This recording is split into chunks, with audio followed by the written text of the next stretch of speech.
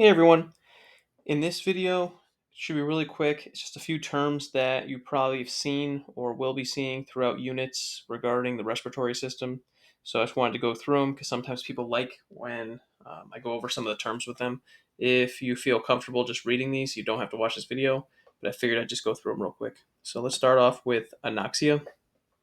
So anoxia just means you have a severe shortage of oxygen in the tissues. So you're not able to get oxygen into your tissues. And it could be from a number of different reasons, but you just don't have enough oxygen. Apnea is a temporary absence of respiration, meaning that you stop breathing, right? Typically, this follows hyperventilation, but it's just your body stops breathing. And sometimes people have sleep apnea, where in the middle of the night, they'll just stop breathing.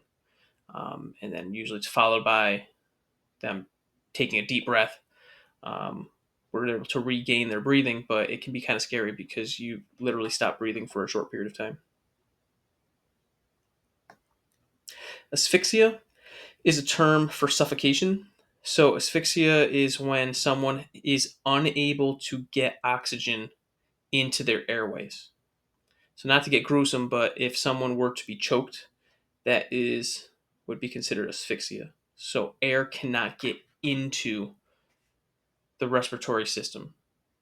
Therefore, the body cannot get oxygen. This is a little bit different from hypoxia, where in hypoxia, the cells cannot get enough oxygen. However, it's not always because of suffocation or asphyxia. So, in other words, if you have hypoxia, if you have hypoxia,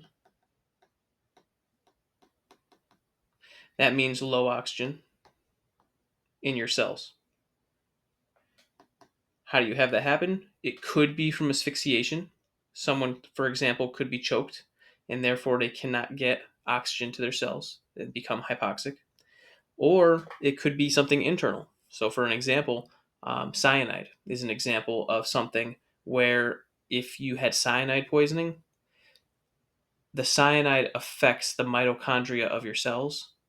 So, even though you're breathing like normal, like right now, let's say you're breathing, if you had cyanide poisoning, your mitochondria could not get the oxygen, and therefore you still would be hypoxic. However, air is still going into your lungs. So, in other words, you're breathing, except the air that goes in your lungs, it's going into your bloodstream, but it's not getting into your cells because that poison is preventing it from getting in there. So, it's just interesting, right? A couple terms. That's why we have so many different terms because there's different scenarios. A few other ones, asthma, as we talked about really briefly, in the bronchiolar regions of the lower respiratory system, you have muscle spasms, and therefore the muscles constrict, and it's hard for air to get into the bronchiole. So in that case, you take a bronchial dilator, which would help to reverse that and open up the bronchioles so you can breathe again, breathe easier. Dyspnea, as I go back, sorry about that. Dyspnea is a term that just means you have difficulty breathing.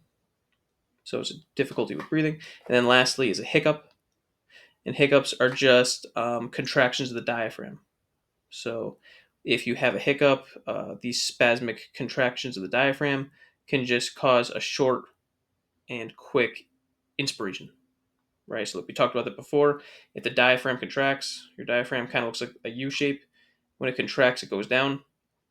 It pulls on the thoracic cavity and therefore increases the volume of the thoracic cavity, which will decrease the pressure and therefore lead to air coming in. So, if you just randomly have a hiccup, that just means that this diaphragm quickly just contracts and forces air into your body real quick. If you have any questions at this point or about anything we talked about, please let me know.